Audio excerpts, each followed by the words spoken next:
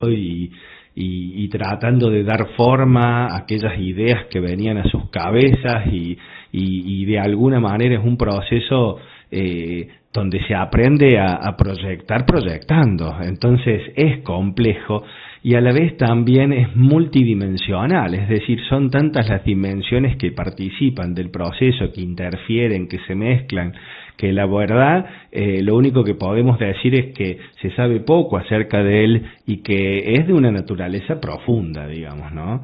Estudiarlo implica sondear y meternos para adentro en un proceso que no es muy fácil de hacer. Se sabe de su progresiva generación, se sabe también que esa progresión no es lineal, ¿sí? No es algorítmica, se conoce que en él inciden factores razonables y sensibles, objetivos y subjetivos, ¿no? Algunos los podemos razonar y son como más fáciles de entender y a veces nos cuestan menos, otros son puramente sensibles, ¿no? Que tienen que ver con aquellas cosas difíciles de expresar que sentimos, que tienen más que ver con lo subjetivo, que son absolutamente personales, pero también incluye una dimensión que tiene que ver con lo social, con lo que nos convoca a todos. El fondo de esta diapositiva espiralada que tiene que ver con una escalera caracol que se muestra de esta manera es porque verdaderamente uno de los estudiosos de este tipo de procesos creativos dice que el proceso es más bien espiralado, ¿sí? No es lineal, no es algorítmico, no es lineal porque no es una cosa que empieza y termina y en el medio pasan siempre las mismas cosas, no es algorítmico porque no es algo que nosotros podemos empezar y resolver e ir resolviendo y decimos, bueno, esto que ya he resuelto está estanco y está totalmente listo y ahora sí puedo pasar a un segundo paso, ¿eh? No es de esa manera que se da, sino más bien es espiralado y nosotros lo que tenemos que hacer para no ir tan a tientas en el proceso es aprender a subir y a bajar por esta espiral incorporando todas las variables que se nos van a ir presentando. Requiere de instrumentos, conocimientos propios de las disciplinas de diseño y también de otros ámbitos que frecuentemente es resultado de un ejercicio interdisciplinario, porque en el proceso de diseño interviene más de una disciplina, ¿no? De acá este término que van a escuchar varias veces en el teórico y que debiéramos escuchar, yo creo, más de una vez dentro de la facultad, porque la arquitectura tiene que ver con eso. Tiene que ver con una disciplina en donde intervienen a su vez de alguna manera muchas disciplinas que la componen y que nunca está garantizado el éxito de este proceso, aunque muchas veces quizá lo alcance, ¿sí? Proyectar etimológicamente proviene de pro, hacia adelante, y actum, lanzar. Por lo tanto, proyectar es lanzar hacia adelante, lanzar hacia el futuro. El proyecto de alguna manera tiene un carácter anticipatorio, ¿sí?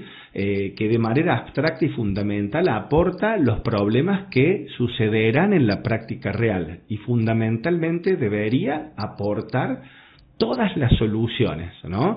O la mayor cantidad posible de soluciones, porque en un proyecto están expresados todo: materiales, fuerzas, medidas, resistencias, las conexiones, la sombra, el color, la luz, todas las ideas iniciales que tuvimos, la tecnología, todas las variables que vamos incorporando, ¿no? En el proceso que decíamos recién no es lineal, que más bien va a ser espiralado y que debiéramos ir incorporando a medida que subimos y a medida que descendemos quizá. ¿Por qué digo a medida que subimos y bajamos? Porque a veces, como decíamos que no es lineal, a veces tenemos que volver atrás, ¿no? Y replantearnos en una suerte de retroalimentación algunas cuestiones.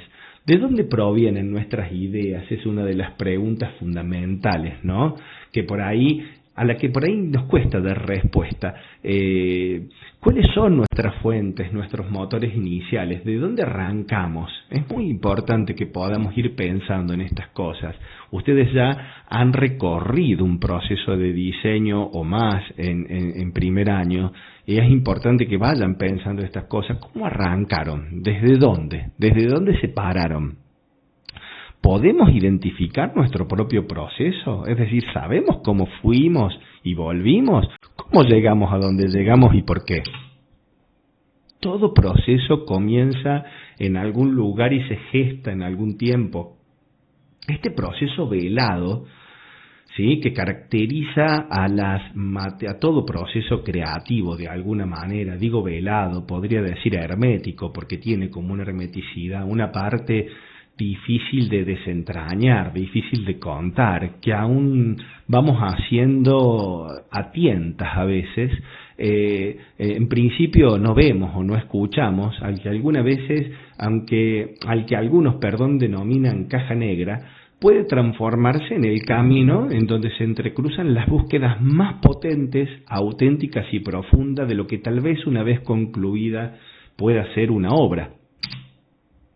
Digo tal vez porque este camino no siempre se transita con éxito, ¿no? Es decir, a veces lo transitamos totalmente y no necesariamente esto que hacemos llega a ser una obra de arquitectura. Y a veces no porque no se quiera construir, sino porque a veces vamos a llegar a la conclusión misma en el proyecto de que no se puede. ¿Podemos transitar este camino entonces sin detenernos a tratar alguna vez de transparentarlo? Sin desentramar sus interacciones, sus métodos, sus lógicas, su retroalimentación, o podemos intentar desentramarlo, transparentarlo, tratar de comprenderlo. Digo tratar porque no es fácil, sin renunciar a lo complejo de su trama. Es decir, no lo podemos simplificar para tratar de entenderlo, pero sería bueno que de alguna manera nosotros pudiéramos ver en dónde nos paramos para empezar. ¿Cómo lo transitamos? ¿Qué cosas hemos incorporado? ¿Qué variables hemos ido ponderando para resolver y dejando atrás quizá otras que tenemos que retomar en este camino que vamos a transitar? En este camino que transitamos, ¿las retomamos o las dejamos olvidadas? ¿O las dejamos afuera y lo recortamos? ¿Por qué es importante entender la trama? Bueno, un poco lo estaba explicando recién, pero también porque entender y modificar nuestros modos de generar conocimiento y de pararnos frente al proceso proyectual y hasta de interpretar y significar la arquitectura, podemos cambiarlo a partir de hacerlo, ¿no? Podemos entenderlo, podemos modificarlo y podemos generar aún cambios que enriquezcan mucho nuestro propio proceso. Para Bruno Sevi, la arquitectura no es solamente un arte, no es solamente la imagen de horas pasadas, vividas por nosotros y por los otros. Es sobre todo la escena, el cuadro en donde se desarrolla nuestra vida. Eso nos involucra nuestra compleja cotidianeidad, dice Edgar Morin, atravesada por los componentes diferentes que constituyen un todo, como lo económico, lo político, lo sociológico, lo psicológico, lo afectivo, lo mitológico. Miren todo lo que va a estar atravesando nuestro proceso y nuestro objeto que vamos a conseguir a través de este proceso. Y haya un tejido interdependiente, es decir, es interdependiente ¿por qué? Porque cada una de las partes depende de las otras. ¿Sí? Interactivo, porque se produce un juego entre ellas, e interretroactivo, porque va y viene para atrás, como veíamos en el caso de la escalera, entre las partes y el todo, entre el todo y las partes. Toda alteración en un determinado componente, y esto es fundamental que lo entendamos, cada vez que hacemos un cambio, cada vez que nosotros alteramos algo dentro de este complejo sistema que es el proceso proyectual, cada vez que toco una variable, esa decisión se propaga, esos cambios se propagan y se propagan de diversas maneras a través de este conjunto de relaciones que definen la estructura del sistema. La estructura puede ser, por ejemplo, la estructura del proyecto en sí, ¿no? Puede consolidar o replantear el partido arquitectónico. De ahí que podemos seguir pensando que nuestros procesos proyectuales como lineales, podemos seguirlos pensando como disgregados y estancos, como una mera adición de partes inconexas. Una mirada al proyecto de arquitectura desde Construcciones 1, yo puse el título y de alguna manera quizá retome algunas de las cosas de conceptos que explicó el arquitecto Sani en la clase anterior, ¿no? Acerca del origen del oficio de arquitecto. El término arquitectura en griego, ustedes vieron que una palabra en griego dice mucho más que por ahí el significado en español, ¿no? Proviene de arch, raíz de la palabra jefe o autoridad, y de tectón, de constructor. Así, para los antiguos griegos, el arquitecto era el jefe o director de la construcción, y la arquitectura, la técnica o el arte de quien realizaba el proyecto y dirigía la construcción de los edificios y estructuras, ya que la palabra tecne significa creación, invención o arte, y de ella proceden las palabras técnica y también tectónico y constructivo. Fíjense todo lo que está involucrado en la definición y que hace al origen del oficio del arquitecto, en donde obviamente lo constructivo y lo técnico no estaban para nada afuera. ¿Podemos seguir afirmando entonces que existe un diseño y el diseño tecnológico? Es decir, ¿ustedes creen que vienen a una materia técnica en donde no se diseña? ¿Pueden seguir creyendo eso después de haber visto cuál es el origen del oficio y lo que incluye el término de la palabra arquitecto? Es decir, no existe un diseño y un diseño tecnológico, existe el diseño. Y en esta cátedra diseñamos tanto como en arquitectura. Por eso es sumamente importante que la creatividad no quede en la puerta cuando ustedes entren al taller. Silvan Agassinsky es un sociólogo que en su libro volumen Filosofías y Poéticas de la Arquitectura, en realidad es arquitecto, pero tiene en este libro una impronta filosófica muy profunda, habla de ese momento histórico en el que se ha hecho pasar el filo del cuchillo entre la concepción y la ejecución. Es decir, hubo un momento en el oficio nuestro en que estaba la concepción del proyecto y la ejecución era una sola cosa, ¿no? Y él dice, bueno, en algún momento alguien hizo pasar el cuchillo por la concepción y la ejecución, pero esto no siempre fue así. Por eso nosotros creemos firmemente que Construcciones 1 presupone tanto la obra como el tablero, ¿sí? Que el saber arquitectónico fue uno e indivisible desde los orígenes de su oficio, que trabajamos por lo tanto desde lo proyectual, es decir, lo proyectual no queda fuera de esta materia, es más, lo usamos como vehículo pedagógico del curso, entendiendo que el compromiso genuino de ustedes con el proyecto es la vía más segura para acceder al verdadero conocimiento constructivo, significativo, que quedará grabado indeleblemente en la formación de ustedes. Propone entonces esta materia y proponemos nosotros a través de ella a construir ideas arquitectónicas, ¿sí? Es decir, ¿por qué construir ideas? Bueno, construir es decir que exista resumiéndolo desde un principio, la voluntad de materializar lo proyectado. Es decir, uno puede ver claramente cuando toma un proyecto si esa voluntad estuvo presente o no. Estas son las cosas que no pueden quedar afuera. Es decir, desde la idea inicial, que exista la voluntad de que estas líneas que yo estoy rayando, estos cartoncitos que yo voy cortando y voy conformando, estos espacios que yo voy inventando, que a mí se me ocurren, que me vienen en la cabeza, se puedan construir, ¿sí? Que estas ideas volviendo a este tema de construir y a la factibilidad técnica, ¿sí? No es solamente un desafío para ustedes como estudiantes, sino es verdaderamente un desafío profesional y un compromiso ético y social que tenemos los arquitectos. Ideas, ¿por qué? Porque las variables constructivas deben ser incorporadas desde la concepción inicial, como les decía, porque mientras más se avance en el desarrollo, mientras más subamos por esa escalera que veíamos y avancemos en el proyecto, habiendo quizá ponderado alguna variable sobre las otras, mayores serán los riesgos de traicionar esa idea inicial o de tener que sí o sí replantearla.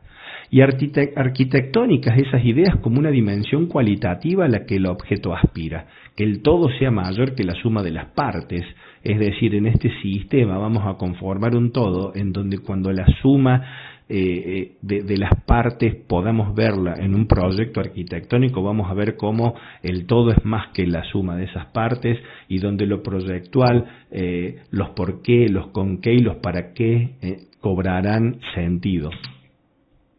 Reconociendo lo valioso de esta etapa teórica conceptual del proyecto, que como vimos no existió siempre.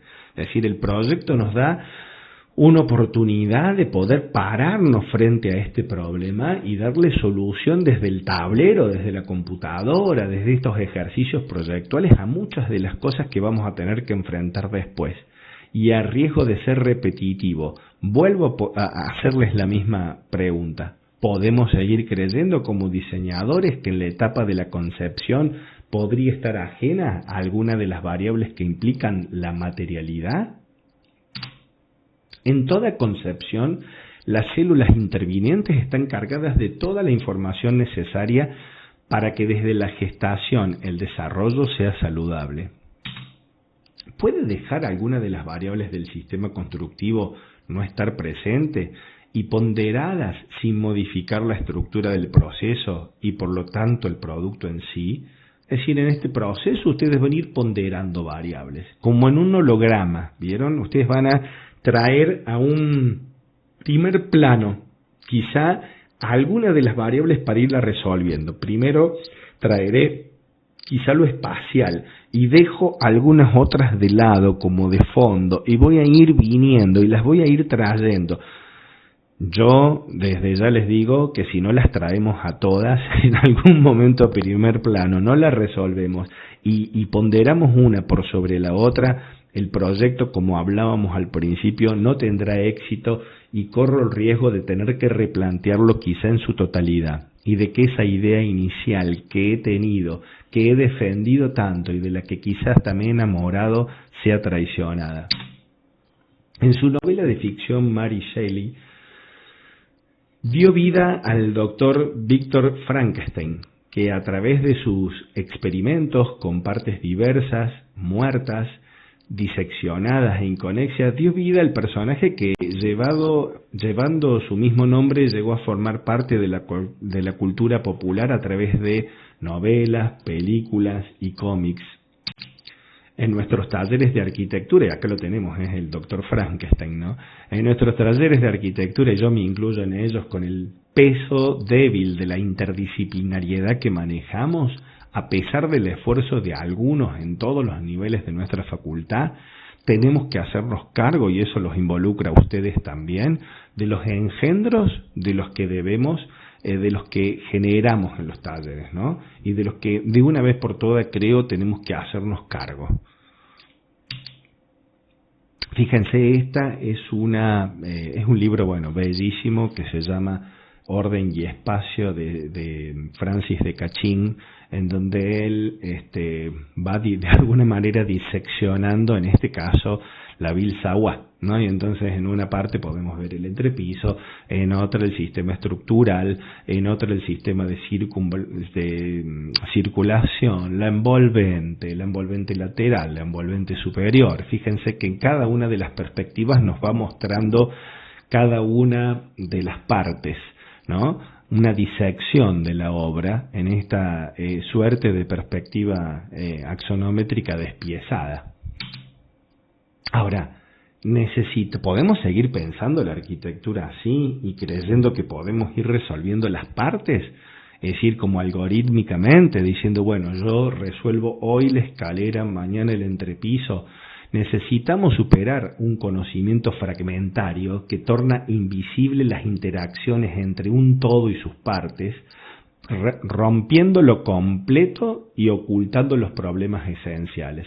Es decir, si nosotros no vemos las relaciones entre cada una de las partes del sistema constructivo, nos vamos a perder lo verdaderamente importante, lo complejo. Es decir, si yo no me encuentro y no me paro a resolver el encuentro del envolvente lateral con la envolvente superior, es decir, en ese encuentro es donde se van a encontrar verdaderamente problemas que voy a tener que resolver después en la obra. Yo puedo resolver perfectamente cada una de las partes del sistema sin que éstas interactúen, pero es en la interacción en donde vemos realmente los problemas esenciales que se nos van a ocultar, si no. Creo que es imposible, decía Blas Pascal, conocer las partes sin conocer el todo. Y es imposible conocer el todo sin conocer particularmente las partes. Miren, la acción sin reflexión es simplemente la ejecución de la ideología establecida, ¿no? De que esto es de una determinada manera y así debiera ser. Una grandísima parte de la arquitectura que se construye y una no desdeñable cantidad de la que se enseña se establece sobre tópicos que no se discuten, sobre decisiones estéticas, que se asumen sin someterlas a ninguna revisión. Y esto lo dice el mismo autor. Cuando veamos el lenguaje tridimensionalmente, dice esta chica, ¿no? Es decir, ya tenemos todo el proyecto resuelto, ahora vamos a ver los renders, vamos a empezar a meternos en las imágenes tridimensionales y ahí vamos a decidir cómo va a ser, cuál va a ser la materialidad. Lo que tenemos claro, y lo dice acá en una frase, es que queremos que sea blanco y si no, de última lo revocamos. La ponderancia de la imagen como la principal de las variables, ¿no? La deformación del uso de la representación como instrumento mediador, es decir, esto de cuando lo veamos tridimensionalmente, termina transformando al lenguaje, ¿sí?, con el que vemos las cosas, a este lenguaje con el que los arquitectos nos expresamos, que es los sistemas de representación gráfico en un fin y no en un medio como verdaderamente debiera ser. Brunner dice al respecto que los instrumentos mediadores no son más que un simulacro, ¿sí? Brunner es un pedagogo, un estudioso de los procesos, ¿no? Y sobre todo de los procesos de aprendizaje, ¿no? Y él dice, a ver, los instrumentos mediadores, y en este caso el lenguaje no es más que un instrumento mediador, ¿sí? Si no entendemos que no son más que un simulacro, vamos a caer en la falacia de creer que esas imágenes son la arquitectura. Y esas imágenes no son más que eso, fotos. Por lo tanto, en Construcciones 1 no nos deslumbran ni renders realistas, ni maquetas constructivas, ni cortes constructivos dibujados a la perfección, ni enormes despices axonométricos, sino la clara muestra de un proceso coherente y reflexivo. Es decir, es mejor un estudiante que llega a último momento con las cosas quizá en lápiz, dibujadas, no de la forma más vistosa, ¿no?, pero que da muestras de haber hecho un recorrido claro, de un proceso coherente, de haber reflexionado y de haber incorporado en su momento todas las variables que tenía que incorporar. Bajo la excusa de la creatividad, dice esta autora, en realidad son dos autoras que han estudiado el proceso de diseño y su enseñanza, dice, miren, bajo la excusa de la creatividad se instala el diseñador en un lugar de la especulación enajenada, ¿sí?, donde alejándolo de su rol social y acentuando el carácter egocéntrico de la creatividad mesiánica, ¿sí?, donde lo que hace es irrefutable, del dogma, donde no se le puede cuestionar nada.